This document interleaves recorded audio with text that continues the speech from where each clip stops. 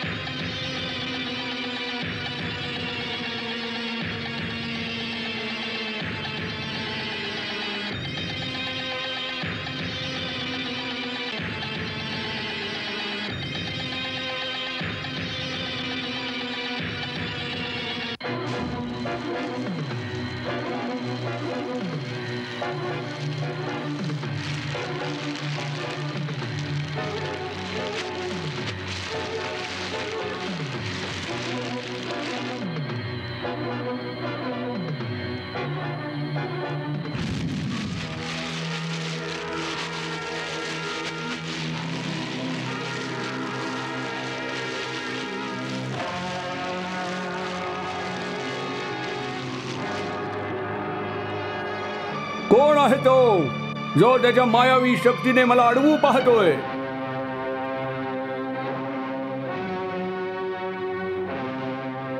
प्रभू श्रीराम. हं?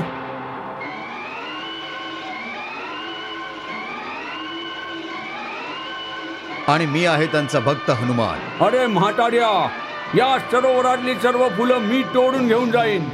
जर तुम्हाला अडवायचा प्रयत्न केलास तर मी तुझी गर्दन छाटून टाकीन. जय श्रीराम.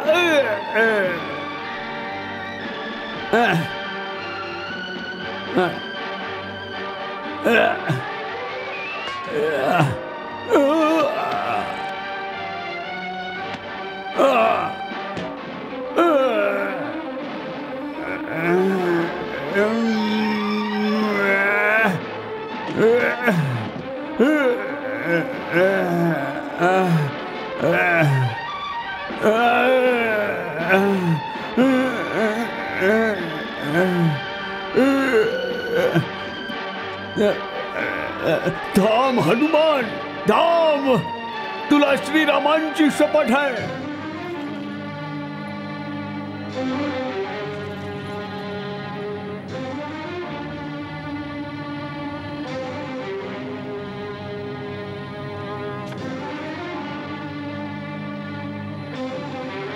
प्रभू, ही चांगली संधी आहे. तुमच्या आदेशानुसार मी या असुराला सोडून देतोय. हा अवसान घातकी नक्कीच धोका देईल आणि मला बंदी देखील बनवेल.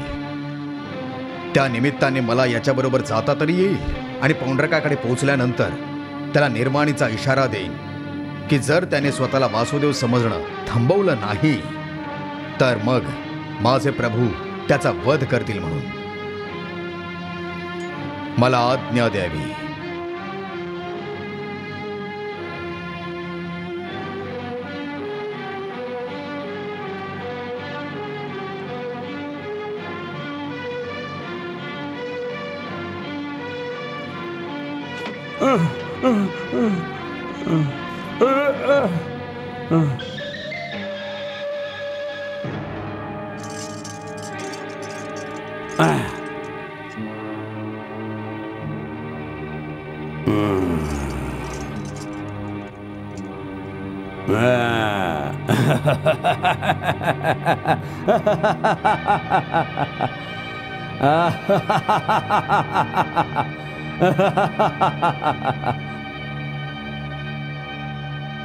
आता ही कमळ घेऊन जाण्यापासून कसा अडवशील मला?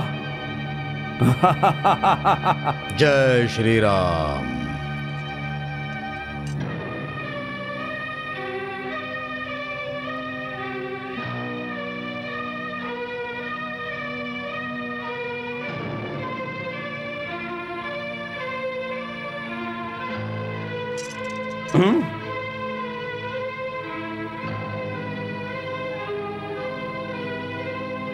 तू मायावी आहेस. तू तुझ्या मायावी शक्तीने कमळ सरोवराला अदृश्य केलंयस. तुझ्या या अपराधाची शिक्षा मी तुला या क्षणी देऊ शकतो, परंतु मी असं करणार नाही. आता तुला केवळ मृत्यूदंड मिळेल आणि ही शिक्षा तुला वासुदेव पौंड्रक देतील.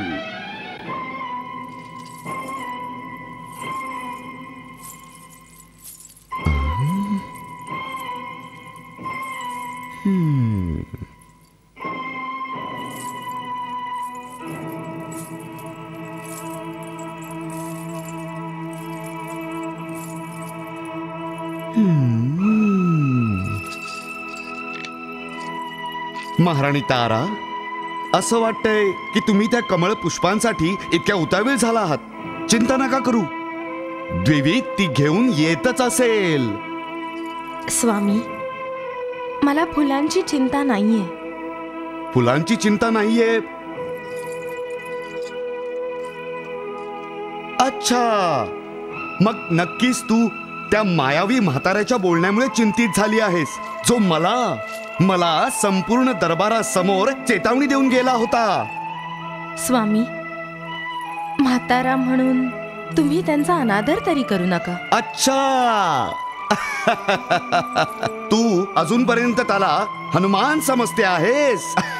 हनुमान. माझ्या किंवा तुमच्या समजण्याने अथवा न समजण्याने काय होणार आहे? सत्य तर सत्यच असतं. दिवसाला रात्र म्हटल्याने सूर्य अंधारात तर लपत नाही ना, आणि रात्रीला दिवस म्हटल्याने सूर्य रात्री तर उगवत नाही ना. आपण मान्य केलं अथवा नाही, पण जर तो हनुमान आहे तर तो आहे, आणि नसेल तर नाहीये. क्षमा करावी स्वामी.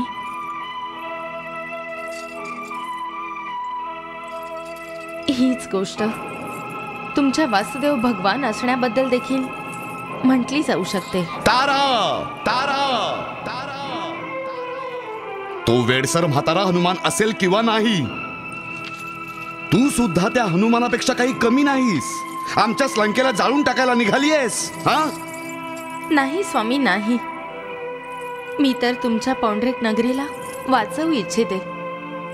याआधी कुणी हनुमान हिला जळून राख करेल. भगवान वासुदेवांच्या नगरीला राख करून टाकेल. मी राख करून टाकेन हनुमानाला. हो. द्विविद वानराचा विजय असो. द्विविद वानराचा विजय असो. द्विविद वानराचा विजय असो. द्विविद वानराचा विजय असो. द्विविद वानराचा विजय असो. द्विविद वानराचा विजय असो. द्विविद वानराचा विजय असो. द्विविद वानराचा विजय असो. अभिनंदन भगवान वासुदेव, अभिनंदन. द्विविद वानर तुमच्यासाठी एक विचित्र उपहार घेऊन येतोय. विचित्र उपहार? नक्कीच तो दिव्य कमळ घेऊन आला असेल. हो. नाही माझ्या कान्या, अजिबात नाही. हा त्याच्याहून मोठा आणि विचित्र उपहार आहे. हो, द्विविद त्या मायावी म्हाताऱ्या ब्राह्मणाला पकडून इथे घेऊन येतोय, हा, वा. जो स्वतःला हनुमान म्हणून घेत होता. हो, आणि आता त्याने त्याच्या मायावी शक्तीने हनुमानचं रूप देखील धारण केलंय. हो, हा आहे खरा उपहार.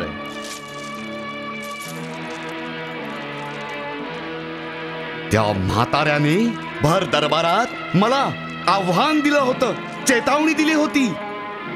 सगळ्यांसमोर मला खोटं ठरवलं होतं. त्याचा सूड घेण्याची माझी देखील इच्छा आहे. भर दरबारात त्याचा खोटेपणा उघडा पाडायची इच्छा आहे.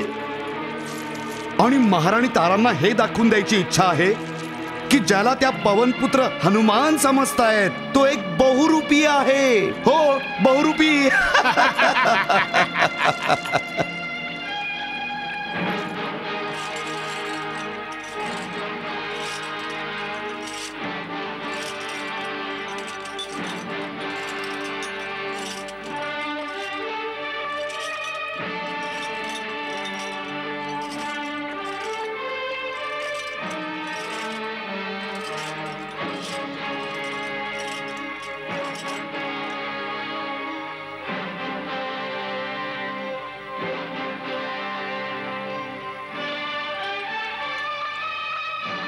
भगवान वासुदेव, मी तुमच्याकरता जगातला सर्वात विचित्र उपहार घेऊन आलोय.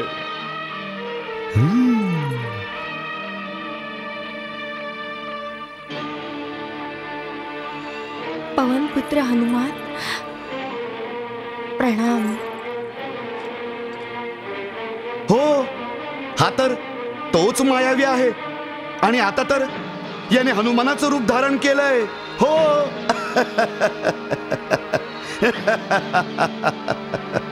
वा द्विविद वा, मी प्रसन्न झालो आहे. या खोट्या हनुमानाला बंदी बनवून तू हे सिद्ध करून दाखवलं आहेस की तू या युगाचा खराखुरा हनुमान आहेस आणि मी खराखुरा भगवंत.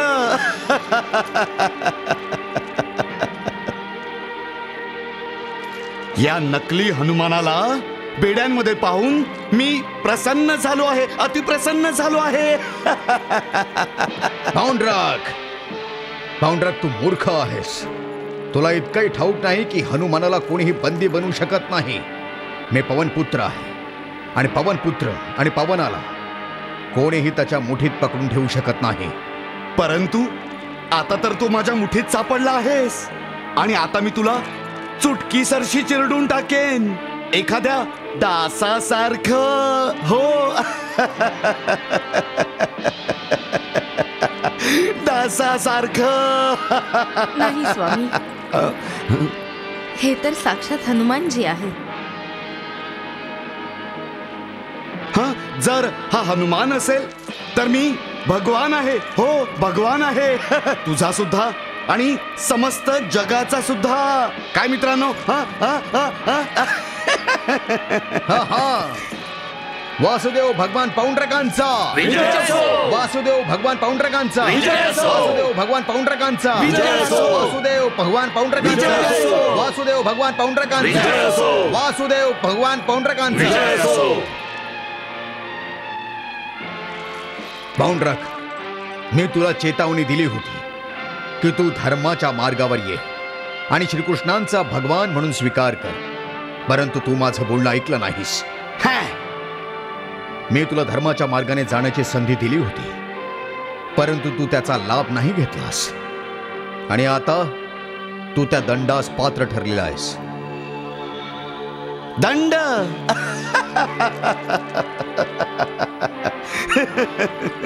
अरे वृद्ध वानरा, तू मला दंड देणार? तू?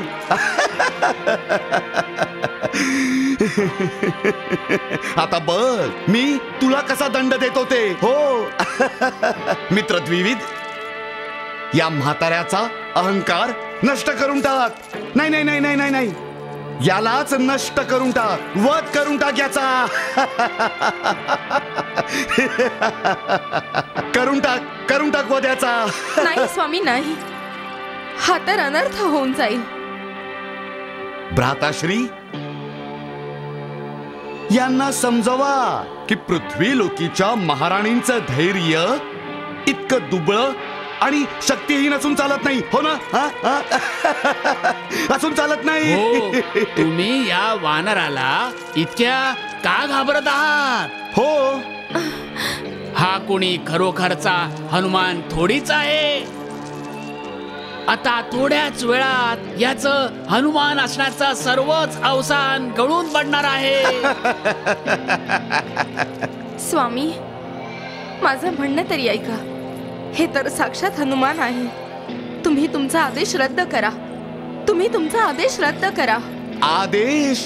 द्विविद, आमच्या आदेशाचं पालन कर. हो वध कर याचा.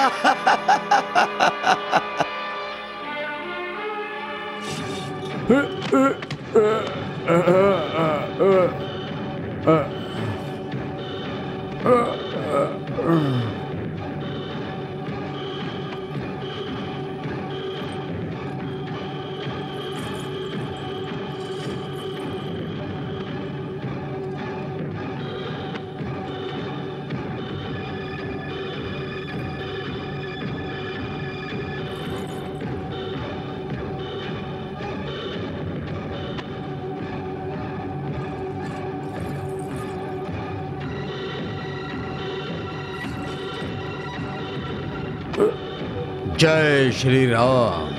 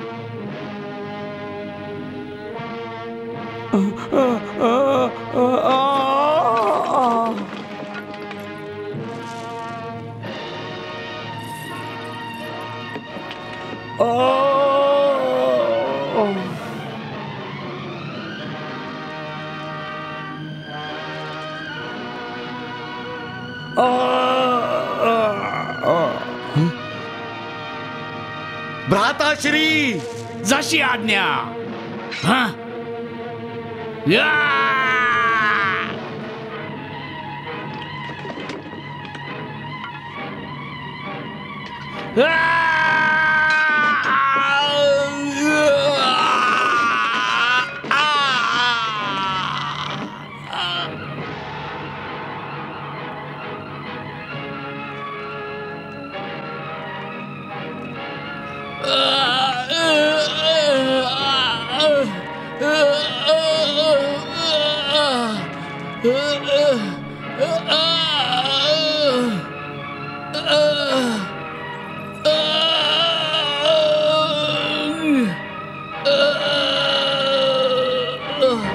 सैनिकांनो मारून टाका या वानराला.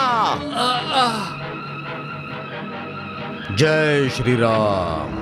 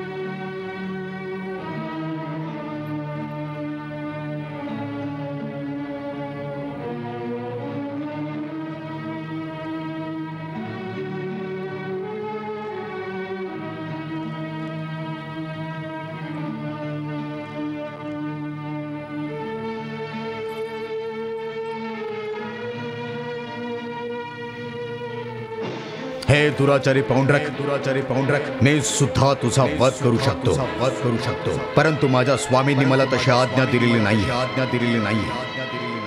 पौंड्रक, तू भगवान श्रीकृष्णांचा अपराधी आहेस आणि तुझा अंत त्यांच्या हातून ठरलेला आहे.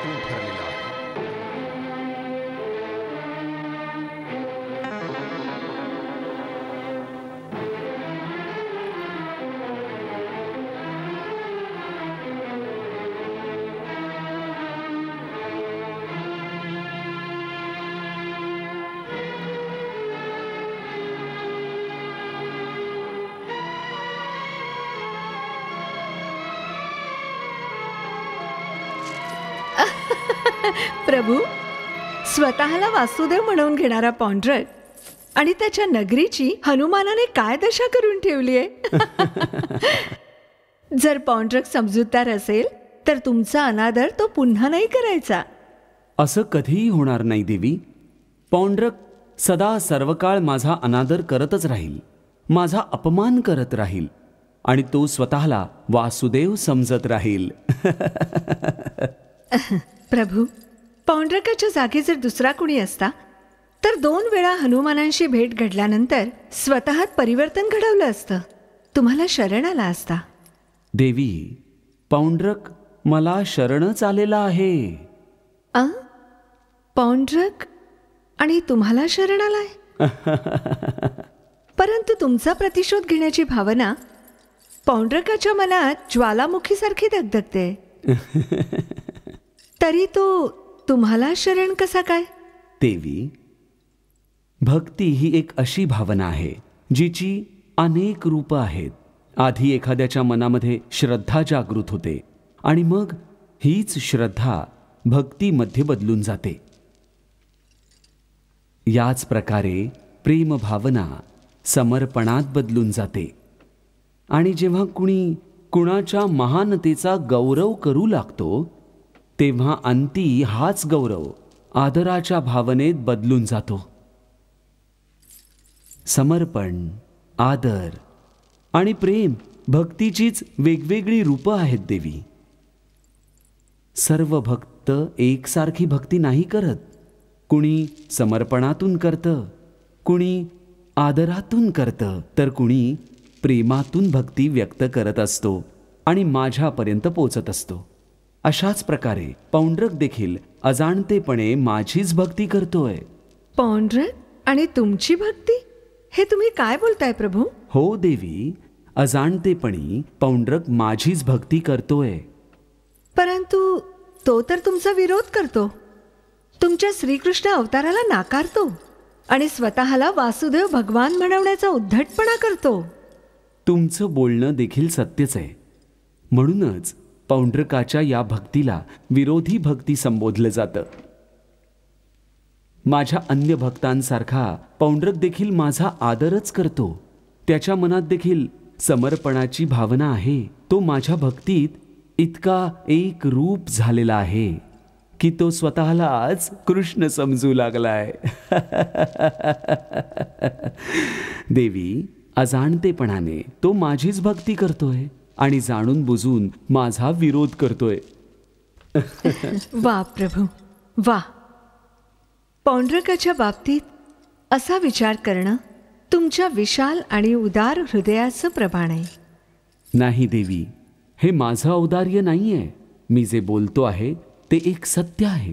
प्रत्येक व्यक्ती परमात्म्यामध्ये लीन होऊन मोक्ष मिळवण्याची इच्छा करतो. प्रत्येक मनुष्य मोक्ष प्राप्तीचा वेगवेगळा मार्ग निवडत असतो. पौंड्रकाने मोक्ष मिळवण्यासाठी माझा विरोध करण्याचा मार्ग निवडलाय. यालाच मी विरोधी भक्ती म्हणतोय. परंतु भगवान, तुमच्या विरोधासाठी पौंड्रक जे पाप करतोय त्या कारणाने तो तर शिक्षेस पात्र आहे, आणि तुम्ही त्याला मोक्ष देण्याबद्दल बोलता आहात. देवी, ज्या प्रकारे पौंड्रकाच्या आधी कंस मामा आणि शिशुपालाने देखील विरोधी भक्तीचा मार्ग निवडला होता आणि माझ्या शिक्षेद्वारे मोक्ष प्राप्त केला होता, त्याच प्रकारे मी दिलेली शिक्षाच तर पौंड्रकाला पापाच्या या चक्रव्यूहातून बाहेर काढेल आणि त्याला मोक्ष मिळवून देईल.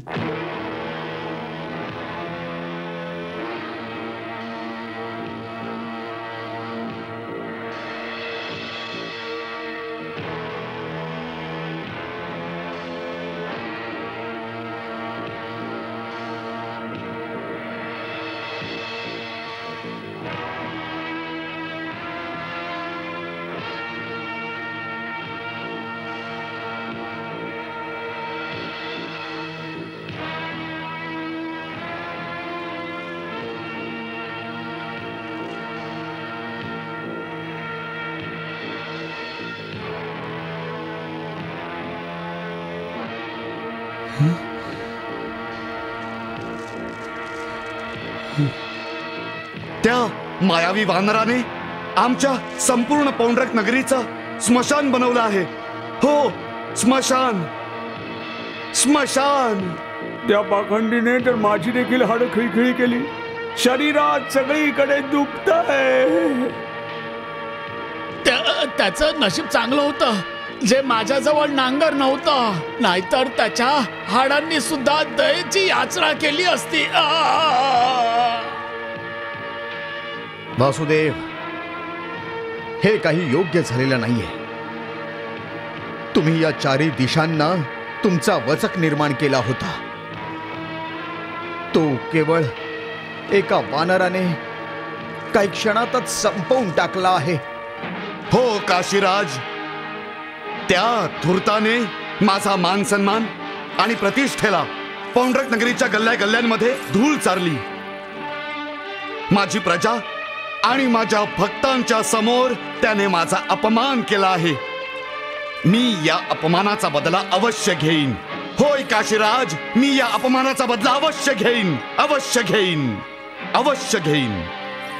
आता थांबवा हे सगळं स्वामी. इतका विनाश होऊन सुद्धा तुम्ही तुमचा खोटा अपमान सोडायला तयार नाही आहात. सगळं कळून देखील असं वागता. महाराणी तारा, आवाज खाली ठेवा.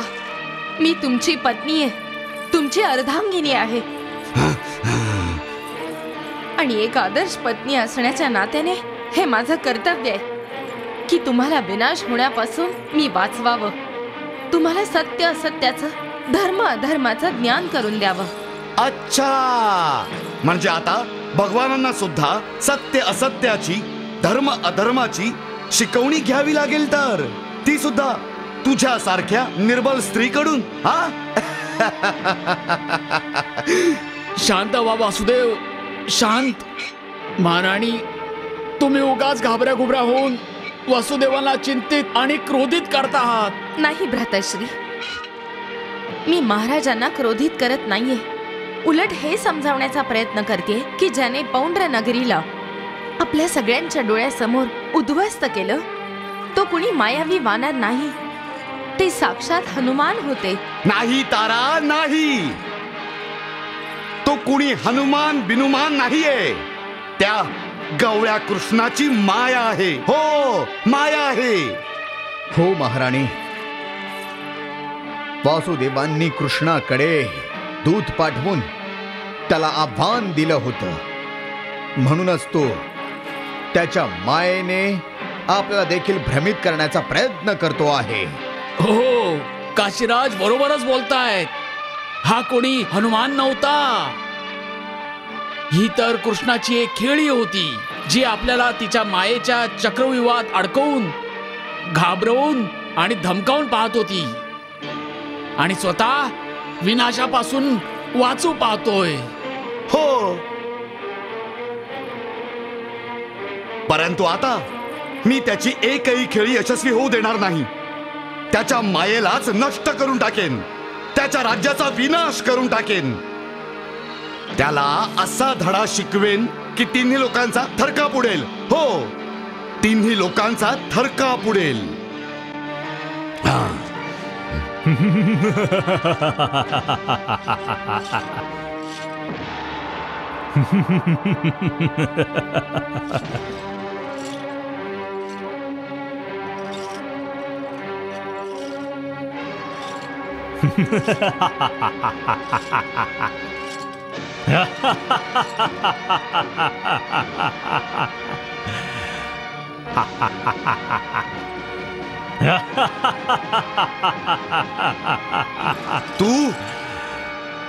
तू कारागृहातून बाहेर कसा आलास?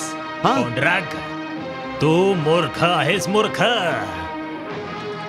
अरे इतकं देखील समजत नाही तुला की ज्याने तुझी ही नगरी तुझ्या या विशाल राजमहालासह तुझ्या अहंकारांच्या देखील ठिकऱ्या उडवल्या. त्यानेच ईश्वराच्या इच्छेने तुझ्या कारागृहाला उद्ध्वस्त करून मला स्वातंत्र्य बहाल केलं. मी तुला पुन्हा कैदेत टाकून देईन. हो, परत कैदेत टाकेन मी तुला. पुतण्या,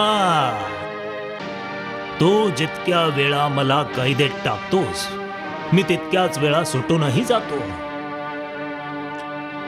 तू मला मारायचा प्रयत्न करतोस आणि तुझा हा चापलूस रणधीर घायल होऊन जातो.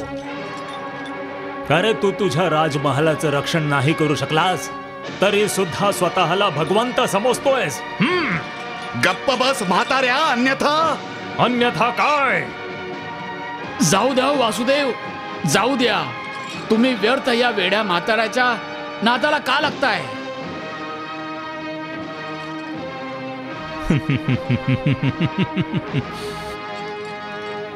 बाळा रणधीर, असं वाटतंय तुझं डोकं थोडं तरी ठिकाणावर आलेलं असावं. ईश्वराच्या दृश्य लाठीचा मार अजून तू विसरलेला नाहीयेस. परंतु या आंधळ्यांना काहीही दिसत नाहीये. माझं बोलणं कडवट अमृत आहे पौंड्रक, आणि तुझ्या या खुशमस्कऱ्यांचं बोलणं गोड विष. यांच्यापासून दूर राहा आणि काळाला घाला. भगवंत श्रीकृष्णांनी केवळ त्यांचे भक्त हनुमानांकडून तुझ्या या पौंड्र नगरीचा विध्वंस करून टाकला. जर ते स्वतः तुला शिक्षा देण्यासाठी इथे आले तर तू नरकाच्या आगीच्या भक्ष्यस्थानीच पडशील. वीरमणी, नाही स्वामी, नाही.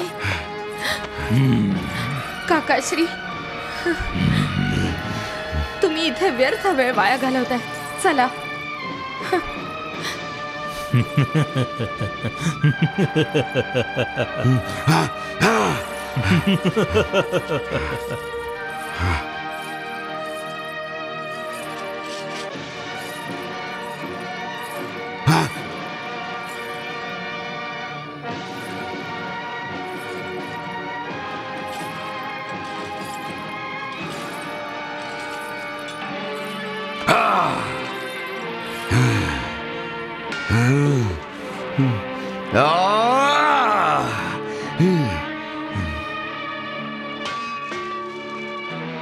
या म्हाताऱ्याने तर खरोखरीच उच्छाद माजवलाय. समजत नाही की याचं करावं तरी काय. जेव्हा कधी येतो विंचवाप्रमाणे डंख मारून जातो आणि मी नुसताच तडफडत राहतो. हो वासुदेव, या विंचवाचा विचार करणं सोडून द्या आणि त्या विषारी नागाचा आता विचार करा, जो त्याच्या बेळातून बाहेर पडून पौंड्रक नगरीमध्ये दहशत माजवण्याचं धाडस करतोय. हो वासुदेव, हो. कृष्णाने पाठवलेल्या वानराच्या हातून पौंड्र नगरीच्या झालेल्या विनाशानंतर त्याचं दुस्साहस अजूनच वाढणार आहे. हो, आपल्याला कृष्णाला या विनाशाचं उत्तर द्यावं लागेल. पौंड्र नगरीच्या सर्वनाशाचा बदला घ्यावाच लागेल. हो, आपण याचा सूड अवश्य घेणार आहोत. त्या कृष्णाने आपल्या पौंड्र नगरीला उद्ध्वस्त केलं आहे.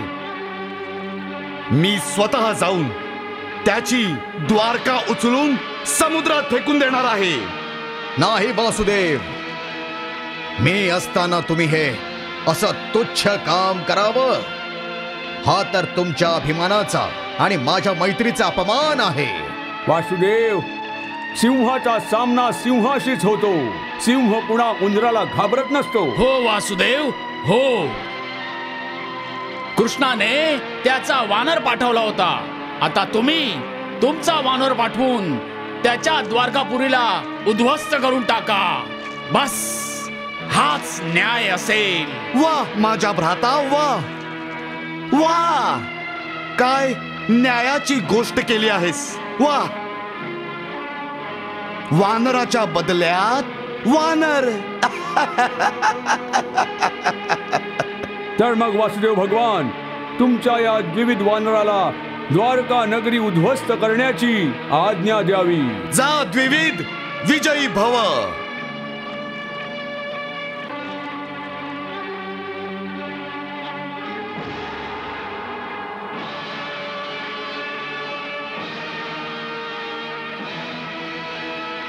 प्रभू, ताराने वारंवार समजावून देखील पौंड्रकाने त्याचा हट्ट नाही सोडला आणि द्विविध वानराला द्वारकेच्या दिशेने पाठवून त्याच्या विनाशाच्या दिशेने अजून एक पाऊल टाकलंय.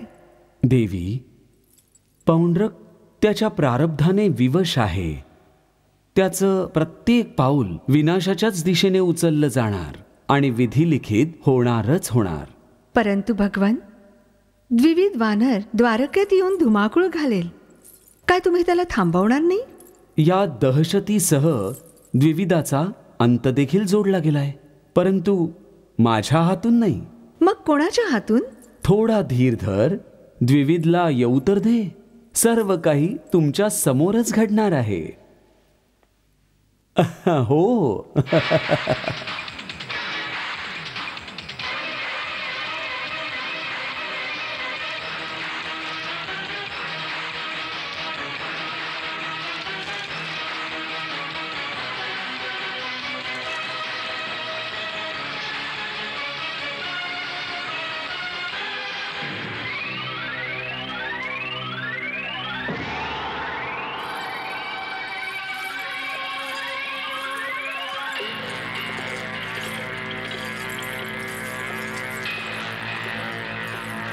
अच्छा, तर ही आहे ती द्वारका, त्या गवळ्या कृष्णाची द्वारका. जसं नाव ऐकलं होतं, नगरी तर त्याहूनही सुंदर आहे, परंतु आता राहणार नाही तशी. मी या सुंदर नगरीचं भयान स्मशानात रूपांतर करेन. इतका भयंकर विनाश करेन की स्वतः द्वारकाधीश त्यांच्या नगरीला ओळखू शकणार नाहीत.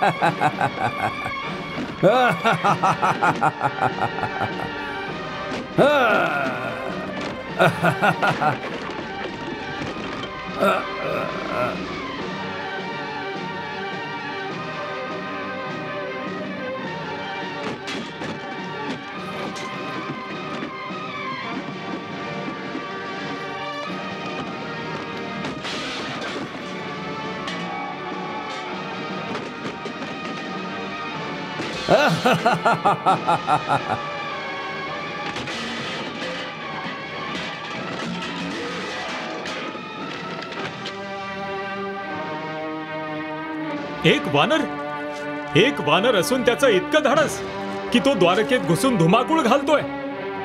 काय त्याला या गोष्टीची जाणीव नाही की ही बलराम आणि श्रीकृष्णांची नगरी आहे? तो कोणी साधारण वानर नाही, महाकाय आहे आणि त्याच्या शक्तीचा त्याला उन्माद झालाय. तो वानर असो वा दानव, अवश्य त्याचा मृत्यू माझ्या हातून होणार आहे. आपल्या द्वारकावासींच्या सुरक्षेकरता आपल्याला या वानराचा नाश करावाच लागेल.